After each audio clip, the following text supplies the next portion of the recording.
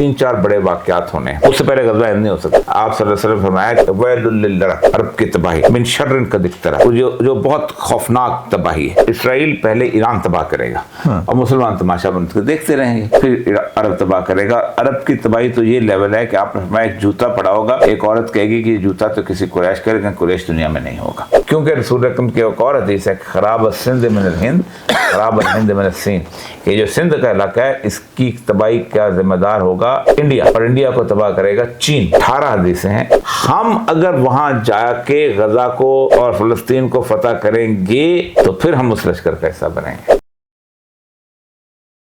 अस्सलाम वालेकुम, आप देख रहे हैं टीवी टुडे और मैं हूं आपका मेज़बान राहील मुआविया। नाजरीन, आलमी मंजरनामा समझने की बड़ी ज़रूरत है, क्योंकि इस वक्त भारत ने जिस जंग का आगाज़ किया है ये जंग अकेला भारत नहीं लड़ा।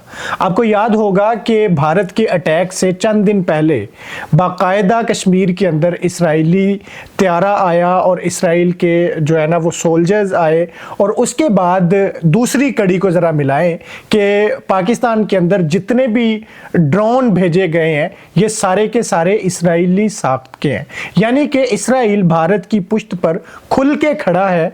और ये जो जंग है ये बाकायदा भारत ने शुरू कर दी है। पाकिस्तान के ऊपर बाकायदा अटैक किया गया, सिविलियन को निशाना बनाया गया, बच्चों को निशाना बनाया गया, ख़वातीन को शहीद किया गया, नाते शहरियों को शहीद किया गया। और उसके बाद पाकिस्तान ने जवाब में जवाबी कार्रवाई तो की है और बड़ी शदीद की है। 3 राफेल तैयारे गिराए, 2 मिग गिराए, और इसके अलावा तकरीबन अब तक की रिपोर्ट्स के मुताबिक 77 जो है ना वो ड्रोन गिराए जा चुके हैं।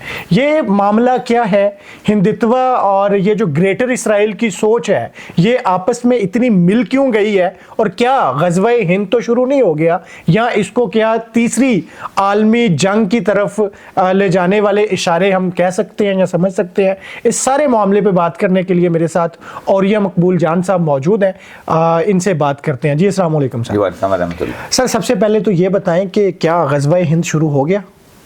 नहीं, ग़ज़वा हिंद तो खैर उसकी पूरी की पूरी टाइमलाइन है जो रसूल अकरम सल्लल्लाहु अलैहि वसल्लम ने दी है, और अमूमन लोग समझते हैं एक तो हदीसें पढ़ के कि आप सल्लल्लाहु अलैहि वसल्लम, जो मशहूर हदीस है नसाई की, कि आप सल्लल्लाहु अलैहि वसल्लम ने फरमाया कि 2 लश्कर ऐसे होंगे कि जिनको अल्लाह ताला ने बख्श देगा और उनको उनके रहमतें नाज़िल होंगी, और वो एक वो लश्कर जो हज़रत ईसा इब्न मरियम के साथ होगा, और एक वो जो कि हिंद को फतह करें।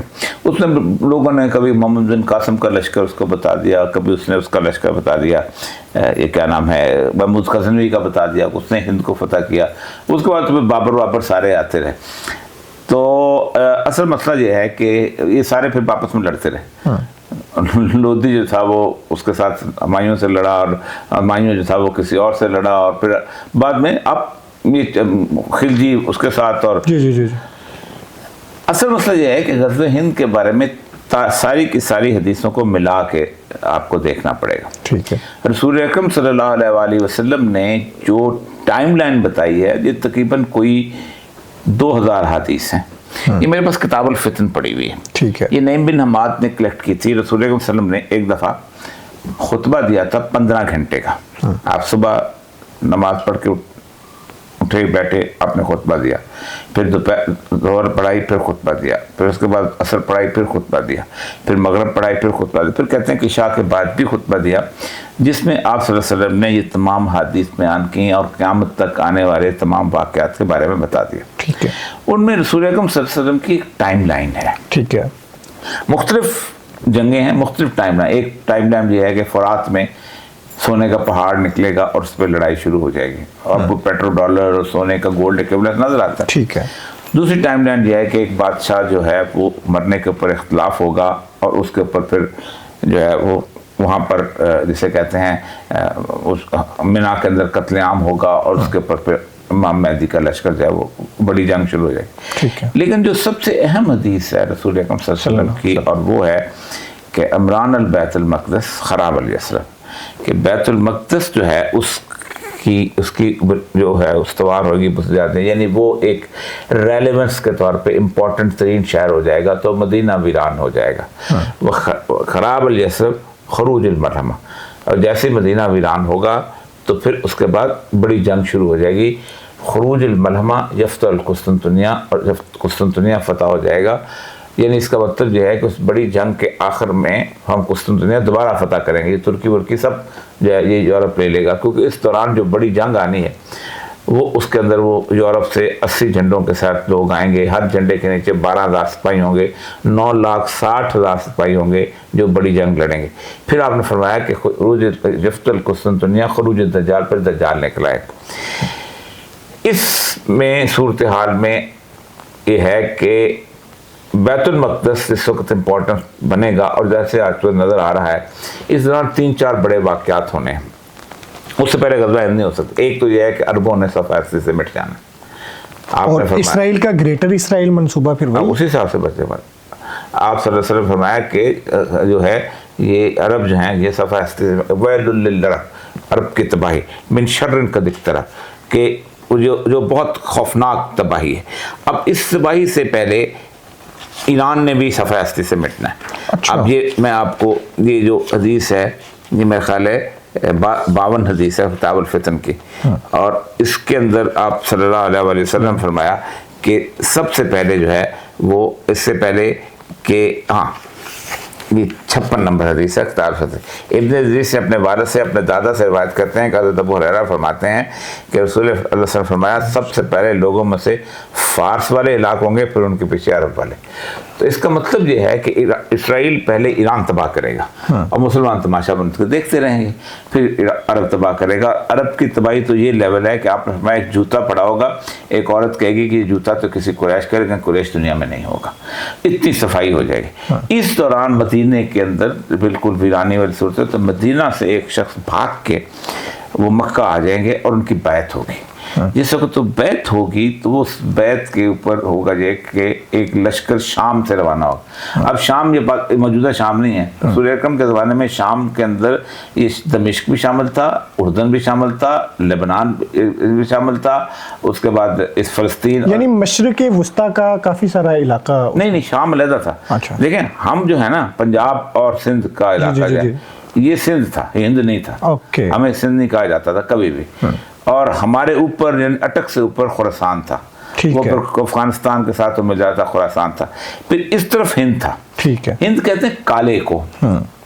ये जो मशहूर शेर है ना कि अगर हाँ तुर्के शिराजी बदस्तारा दिले मारा, ये फारसी में कहते हैं बखौले हिंदू बख्शम सबर कंदो बुखारा। अगर वो मेरा दोस्त जो है वो मेरे पास दोस्ती कर ले तो मैं उसकी जो गाल के ऊपर काला तिल है उसके ऊपर समरकंद बुखारा जो है कुर्बान कर दूं। तो काला हिंद वहाँ हिंदू अश्क, बखौले हिंदू अश्क, खौल कहते हैं तिल को, ठीक है, काले तिल को, ठीक है। तो वो असल में हिंदू उन्होंने नाम रखा हुआ था ईरान को, यहाँ एंड पड़ते हैं हुकूमतें थी बहुत बड़ी। आप सल्लल्लाहु अलैहि वसल्लम ने जो फरमाया वहाँ पर लश्कर आएगा, वो लश्कर जो है वो रसूल अकरम फरमाया बैदा के मकाम पे धसा दिया जाएगा ज़मीन पे। जैसे वो धसाएगा तो अंदाज़ा, ये इमाम महदी की सबसे वाहिद पक्की अलामत है, कोई और अलामत बाकी बहुत इख्तलाफ है, कौन होगा, काले झंडे होंगे, फला होगा, ये होगा, लेकिन ये जो अलामत है ये ऐसी पक्की अलामत है कि खुरासान से लोग जो है वो उठ के वहाँ जाएंगे उसकी मदद करने के लिए। जो इकबाल कहता है ना कि खिज़्र वक्त खलवत दश्ते हिजाज आयत भरूँ, कि खिज़्र वक्त इमाम महदी कहता है कि वो अपनी खलवत से मदीना से बाहर आ जाएगा, अज दश्ते हिजाज है काफिला दूरस वादी दूरस दराज आयत भरूँ, तो काफिले उसकी मदद के लिए यहाँ से जाएंगे। वो जब उसको इमाम महदी वहाँ पर बिठाएंगे उस जगह पर, तो फिर जो जंग शुरू होगी, यहाँ इंडिया हर बात है इसराइल का गठजोड़ तो है और वहाँ तक रहेगा, तो वो जब इंडिया पाकिस्तान पे हमला करेगा फिर वहाँ से लश्कर जो रवाना होगा, वो लश्कर यहाँ पहुँचेगा और ऐन मुमकिन है कि उस वक़्त तक यहाँ जो लड़ाई है बहुत दूर तक अंदर तक चली आई हो, क्योंकि रसूल अकरम की एक और हदीस है खराब सिंध मिनल हिंद खराब हिंद मिनल सीन, ये जो सिंध का इलाका है इसकी तबाही का जिम्मेदार होगा इंडिया, और इंडिया को तबाह करेगा चीन। तो गोया चीन का उस वक्त, 14 साल पहले कौन सोचता था हमारी लड़ाई होगी इंडिया के साथ, या कौन सोचता था चीन, और चीन और इंडिया की भी आपस में तो उस वक्त जो लड़ाई शुरू होगी, उस लड़ाई को जो लेके वो लश्कर है जो हिंद के लिए आएगा, और वो जो जहाँ पर बादशाहों को पकड़ेगा, और इस उससे पहले लगता यही है कि इंडिया जो है वो बहुत समय तकसीम हो गया होगा चीन की लड़ाई की वजह से, उनको पकड़ेगा, उनके खजाने वहाँ लेके जाएगा, और यहाँ दज्जाल क़यामत तक रहे। यानी इसका मतलब यह है कि वहाँ लड़ाई चल रही होगी कुस्तुनतुनिया तक, और कुस्तुनतुनिया जब फतह होगा तो दज्जाल ने बाहर आना है, इस्फहान से निकलना है उसने, तो उस वक़्त फिर ये जो लश्कर है ये वापस जाएगा। और एक और हदीस है, वो भी नसाई की है मेरा ख्याल है, कि आपने फरमाया कि जब वो वापस पहुँचेंगे तो ईसा इब्न मरियम को अपने दरमियान पाएंगे। तो ये टाइम लाइन है। 18 हदीसें हैं, इसमें कोई ऐसी नहीं कि हदीस की जिसके अंदर महमूद गज़नवी है, मोहम्मद बिन कासिम है, या हम अगर वहाँ जाके गज़ा को और फ़लस्तीन को फतह करेंगे तो फिर हम उस लश्कर का हिस्सा बनेंगे। ओके, इधर बैठे बैठे ना, लाहौर में बैठे बैठे नहीं बन सकते। तो ठीक है।